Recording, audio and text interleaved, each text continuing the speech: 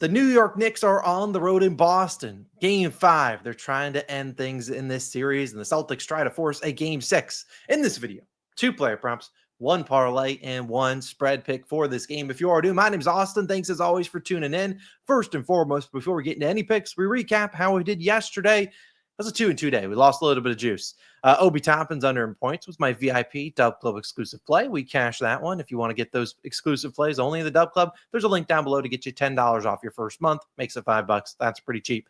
SGA barely goes over rebounds and assists. Dort didn't do anything in the first half, the first quarter, and then he made 4 threes in the second half. I regret not just taking the regular over 2.5 threes line, which was like plus 150. And then the Mitchell and Garland parlay didn't hit. Honestly, blessing in disguise that Mitchell came through and made 4 threes, I think all in the fourth quarter, because Darius Garland didn't make a 3 for the first time in 63 games. So a 2-2 day, not ideal, but we're moving on. We're going to have ourselves a great day today. I can just feel it in my bones. Let's dive into our picks today. We'll begin with our first one. Josh Hart over 11.5 points, minus 105 on BetMGM, a half unit play. A lot of people have been playing Hart almost every game this series. They're split 2-2. In games 1 and 2, actually both in Boston, he went over at 14 and 23 points. Then he ended with 10 points in game 3 and only 6 in game 4. Right? Yeah, game 4. Sure, you can look at the last 2 games. One of them he shot 3 for 9. It's Josh Hart. You're going to get that. The other game was the last game where he dealt with a lot of foul trouble, only played 30 minutes. But if he can avoid foul trouble, which I think he can today, I think he's got a good chance at going over this, especially given last game what happened. Brunson at 39 and Bridges, Cat, and OG Anunoby at 20-plus points. I'm here to tell you, if those guys all get cooking, Hart's not going to get any usage. But with Tatum out, get well soon to Jason Tatum, torn Achilles.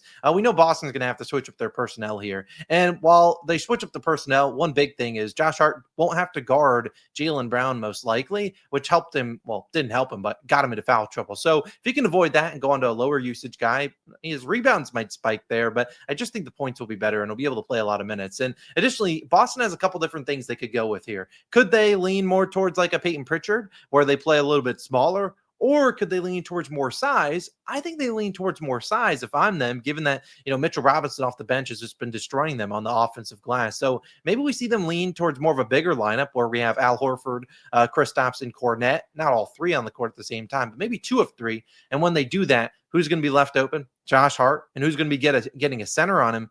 Probably Josh Hart as well. So again, I think we'll see him go back to where he saw the volume in the first 2 games of the series. And I think we see a minimum of 8 or more shots. Heck, I could see him shooting 10 or 12 tonight this season when he's attempted 8 or more field goal attempts. He's over this line in 87% of games, 55 of 63. And in his last 7 games versus Boston this year, he has attempted 16, 14, 14, and then this series, 9, 15, 9, and 7 shots.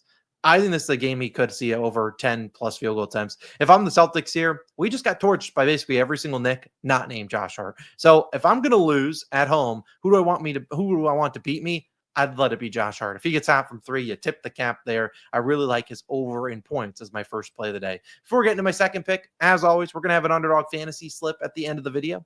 I think it turns $20 into, I don't remember how many. You'll see it at the end. A reminder, you can sign up using my code COS or the link in the description. They'll match your first deposit up to $1,000. You get this Ant-Man free pick. Take advantage of that. If you want all the states where Underdog is available in, here you go. If it's in your state, sign up using that code to help support the channel. And you don't even have to deposit that much. You deposit $10, you'll get some free money back. You can tail this lip at the end of the video if you lose, whatever. No harm, no foul, you're done. Again, all these states, take advantage. You need Classic or Champions. Make sure you get on that Underdog Fantasy. We'll talk with them more at the end of the video. My second play in this game is going to be a guy that I honestly almost laddered his points. And I regret yesterday I looked at Jokic laddering his threes. I regret not doing it. I'm not going to regret not taking this one, though. I'll at least take his regular line, Jaylen Brown. The one in the WNBA got cut yesterday. A lot of people thought it was this one based on how he's performed so far. He hasn't really been that bad. I don't know why everyone's attacking Jaylen Brown. Had some low, efficiency games, but everyone's been attacking Jaylen Brown for no reason. I mean, without him, they probably don't win a championship last year, so I don't know why he's getting a lot of slack. But I love his over in points tonight. Now, you'll see I took him for 25 plus, over 24.5. A lot of books have his line at 25.5. I bought the extra point because we know how sharp these lines have been in the postseason. So I'm willing to play a little bit more juice at minus 130. Now, I would not pay upwards of minus 140. I'd just go to 25.5. But we know Jason Tatum's out. Someone's going to have to command that usage. And as I said, I think this is a Celtics team goes bigger more than smaller. And even if they go to Peyton Pritchard, it's not really like he's going out there and commanding the Tatum workload. So a lot of that workload is going to be dispersed to other guys. And who's the one guy that I expect to see an uptick in that? It's going to be Jaylen Brown. We know how talented this guy is. He's been getting a lot of slack for no reason. And I think he shows up in a big way. And normally he shows up a lot better at home. And this season, he's played in 8 games without Jason Tatum. In those 8 games, he's gone over in only 4 of 8. But if you look at 3 of the games he went under, the Celtics won by 20 or more points. So everyone else was cooking. I don't see the Celtics winning this game by 20 or more points tonight. And if they do, congrats. But we saw in his only playoff game without Tatum, what was that, game 2 of the Magic series? 36 points, 19 shots, 8 free throw attempts. And I think the volume should be once again pretty good here. This Knicks, and they didn't even double Tatum when he was cooking. They're going to let Jaylen Brown beat them one-on-one if that's the case. They can't afford to let Peyton Pritchard, Drew Holiday, Derek White, Al Horford, those guys get going from 3. So again, Jaylen Brown's going to get the volume. And when he attempts 18 or more shots at home, pretty good hit rate. He averages about 28 points per game. He goes over 15 of 24 games, so about 60-something%. And of this 9 misses, 7 of them saw him end with 23 or 24 points. So he's been right there at the line. Given he's probably going to see a few more minutes in this game than you might have seen in the regular season, I think he shows up in a big way. He's going to be attacking them left and right. They're going to do all the switches, and Jaylen Brown should get the volume. I could see him shooting 20, 25 times tonight. Now, I know the volume doesn't necessarily equate to him scoring, but you rather your guys shooting the ball, and I really think that he will show up tonight. Jaylen Brown has shown up when the going gets tough, and I think he shows up in this game. So give me his over 24.5 points. I think he realistically could score 30, could score 35 points tonight. The Knicks are not going to double him. They're going to live with it because he shoots a lot of 2-pointers, whereas I would rather live with him shooting 2s than Derek White getting wide open 3s or Peyton Pritchard, Drew Holiday. You get the point. I really like Jaylen Brown tonight. I would have laddered him, but I'd rather just save our units, half unit here. I do like that one a ton. Now, let's dive into our Underdog Slip. A reminder, you can sign up using my code COS, free to post, all that stuff. You should already know that by now. If you haven't signed up, that's on you. Take advantage. The links are down below. Here's my Underdog Slip. This is what I'm rolling with today. Oops, wrong button. Jalen Brunson taking us less than 7.5 first quarter points. You'll see Josh Hart's in there. Jaylen Brown's in there for a reduced line. I already told you. He loves ending at 23 or 24. I'm fading Cat, and I'm fading Jalen Brunson in Q1. Jalen Brunson historically really doesn't score a lot in Q1. He typically likes to get the other guys going.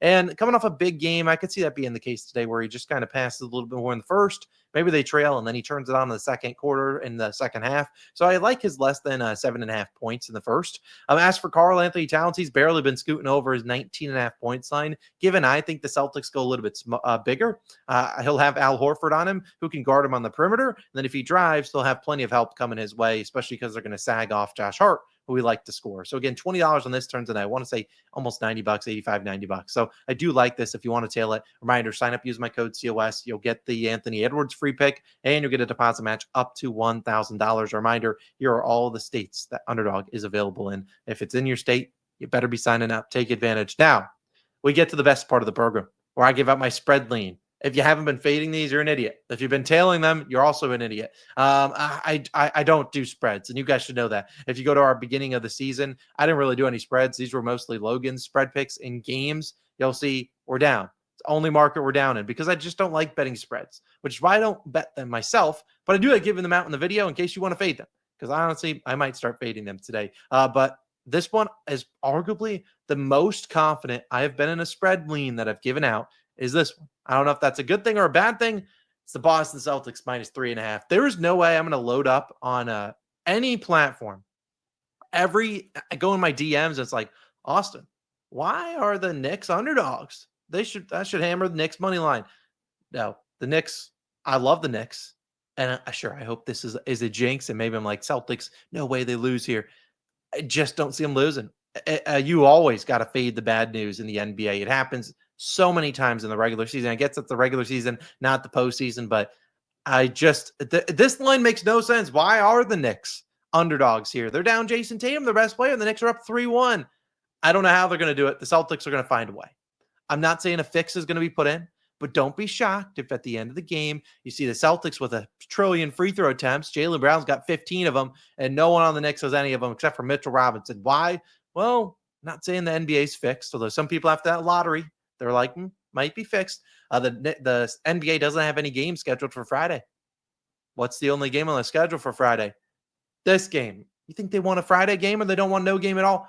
They're going to find a way to extend the series, and then Knicks fans like myself are going to have to sweat a game 6 in the Garden, or we need to end things. I'm not confident we will. We could go back to game 7 in Boston. It just would be a total Knicks thing. This is what the Knicks do.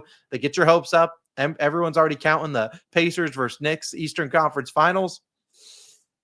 I'm just saying. Now, I'm not betting it. Although, actually, this might be one of the only ones I do bet because I honestly would like to see the Knicks wrap things up here. But I won't track it towards my official record. I really don't have a ton of confidence there. But I do like the Celtics tonight. Either way, my official picks, Josh Hart's over in points and Jaylen Brown's over in points. Those are my 2 picks. Again, I'll have a separate video for the Timberwolves and Warriors game. That includes a plus 575 official pick. Check it out. It's linked in the right here. Link somewhere over here. Go check it out. We have 2 picks over there. Plus 575. You don't want to miss out on that. So make sure you go watch that video so you don't miss out on that. It should be live in a few minutes. Go check it out. It's awesome. See you back in the next one. Peace.